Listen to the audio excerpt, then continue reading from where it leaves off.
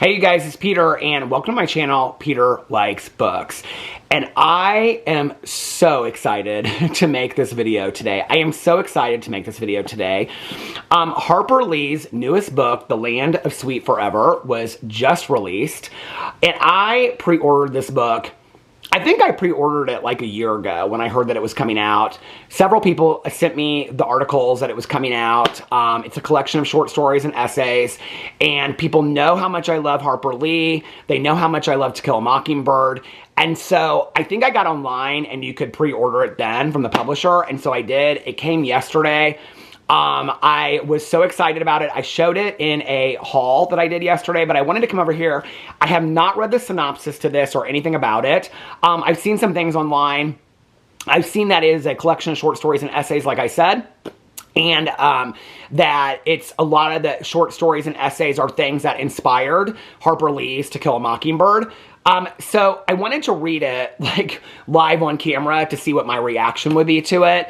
But let me give you a little bit of a history, first of all. And I actually have also my original copy of To Kill a Mockingbird right here, which actually my my mom's best friends, who was also a huge mentor and role model to me growing up, that she inscribed July of 1986. She gave it to me for my birthday.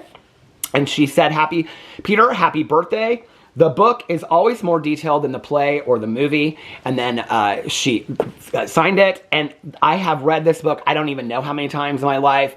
The last time that I read it, I listened to the Audible version that was read by Sissy Spacek. I'm a huge Sissy Spacek fan, and so I wanted to listen to her read it.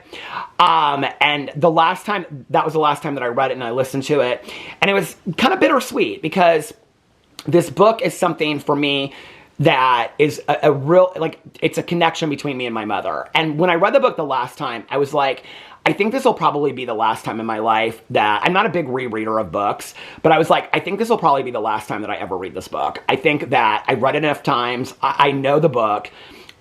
It's interesting because I love the book To Kill a Mockingbird, but I think that I love the movie To Kill a Mockingbird with Mary Badham, who plays Scout, more than I love the book. And to say that about a book that's so phenomenal like To Kill a Mockingbird is crazy. There's not many movies that I think are better than the book, but I actually think To Kill a Mockingbird, with the music by Elmer Bernstein and the acting and, Gregory Peck as Atticus, and I think all of it is just so phenomenally done in the movie, and I love the movie. My mom and I would watch it every summer and also at the beginning of fall. And I love I just love everything about the movie. The book I love as well. If you've never read the book and you've seen the movie or vice versa, the movie has, there's a lot of characters in the book. There's family members and there's neighbors that never make it to the movie. So that's important to note. But I think when, I'm 53 years old, when I look back on my life, I don't really, to be honest with you, remember if I saw the movie. We would go see the play often when I was growing up as well.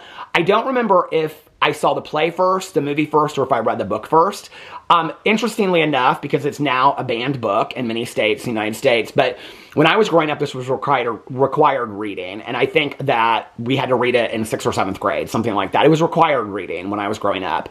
And it's interesting that a lot of the books that, when I grew up, were required reading are now books that are banned books. I think it's interesting. But when I look back on my history of reading, which I've grown up always loving to read, I can remember my mom taking me to the library. I've shared this story so many times over here that when I was a little kid, my mom would take me to the library in the summer or on a rainy day, and she loved the library. And she would say, you can check out as many books as you're going to check out, but make sure you're going to read them so that, you're not taking books away from other people. And I'd have this huge stack of books, and I take them home, and she'd say, are you sure? Yes, Mom, I promise I'm going to read them all. And I can remember coming home and having them all over the floor in my bedroom and looking at each of the books and getting, books always excited me. And I can remember that, and I can remember going to the library and doing all of the in the summer, reading so many books so you get a free ice cream kind of thing. To Kill a Mockingbird is probably one of the first books that really combined, and my dad loves this book as well, and the movie. I think this was one of the first books that ever connected my mom and I. When I look back on my history of reading, for the past, I don't know when I started reading, 4 years old, so past 49 years of my life, I think there is no other single book or single author than To Kill a Mockingbird by Nell Harper Lee that has so profoundly impacted the way that I look at the world, the way that I interact with people, and has been so fundamental to who I am as a human being. I don't think there's any other book that I can say that about, period, end of story. Not one single book.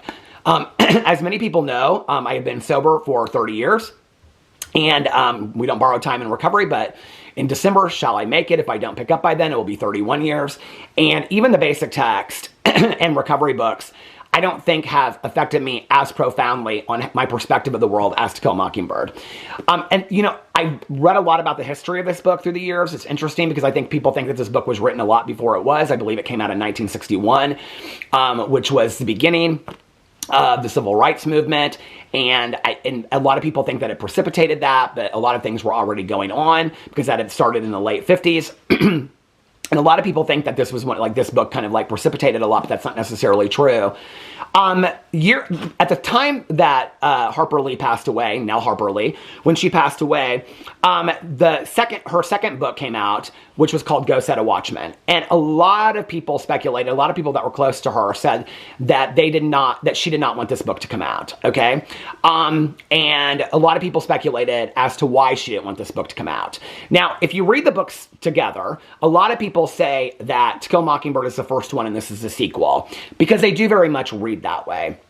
If you read To Kill a Mockingbird, it's the story of Scout, Jean Louise Finch, and it's Jean Louise telling the story of Scout herself when she was a child. And what's so beautiful about this story is it is about injustice and inequity through the eyes and the innocence of children. And really the beauty about the story is if we could all see the world this way through the eyes of children, what happened to us? Why don't we see the world that way today through the eyes of children? And that's what's so beautiful about this story, is the innocence of Scout and Jim and Dill and how they view the world today. That's what is the purity of this book, and the way that they see each other as equal human beings. When you read Go Set a Watchman, is later, and Scout is Jean Louise. She comes back as Jean Louise, not Scout. Some people in the book call her Scout. But anyway, I believe she's living in New York City. It's been a couple years since I've read this book. She's living in New York City, and she comes back to visit Atticus because Atticus is older and he's sick. You find out literally in like the first 3 pages that he's passed away, that he was killed in an accident. You find out that Dill is traveling in Europe. Dill, the character of Dill, was actually based on Truman Capote, who was a lifelong friend of Harper Lee's. They actually had a falling out later in life, but he was a childhood friend of hers, so she based the character of Dill on Truman Capote. And so this is about Jean Louise going home and seeing her father. And there's a lot of this book that Atticus has changed. So when you read To Kill a Mockingbird, there's a heroic quality to Atticus in a way that there is not in Go Set a Watchman. A lot of people have speculated that Harper Lee did not want Go Set a Watchman to ever come out because people would look at Atticus Finch in a completely different way, of which a lot of people did. Mary Badham, who actually played Scout in the movie To Kill a Mockingbird, goes around to universities and schools, and she lectures about To Kill a Mockingbird, and she also speaks a lot about Go Set a Watchman. And one of the things that she talks about is basically this idea of like when we grow up that we look at our parents a certain way when they're younger, and we see them as feet of clay, like as we get older, that we realize that they are human beings too. And that's really what Go Set a Watchman is about. And that Atticus Finch, who seems like such an honorable man in To Kill a Mockingbird, is basically a human being like everybody else. And that's a lot of it. But when you look more into Go Set a Watchman and you hear about people that were working with Harper Lee at the time that she wrote To Kill a Mockingbird, what a lot of the people have said is that Go Set a Watchman was actually first. And that from this, a lot of the childhood stories that were in here, if you read To Kill a Mockingbird, there's a lot of stories that don't make it into the movie. Like, they invent these like, maybe it's when she goes back and Go Set a Watchman, but I think it's in To Kill a Mockingbird when she's like, they're doing these like church revival things, and they're like imitating these like church revival things. Scout, there's a lot of like really funny scenes when they're like imitating adults that don't make it into the movie. But in Go Set a Watchman, she goes back and she like meets with Calpurnia, and she's like with Atticus, and she just is very liberal-minded and sees her father in a completely different way.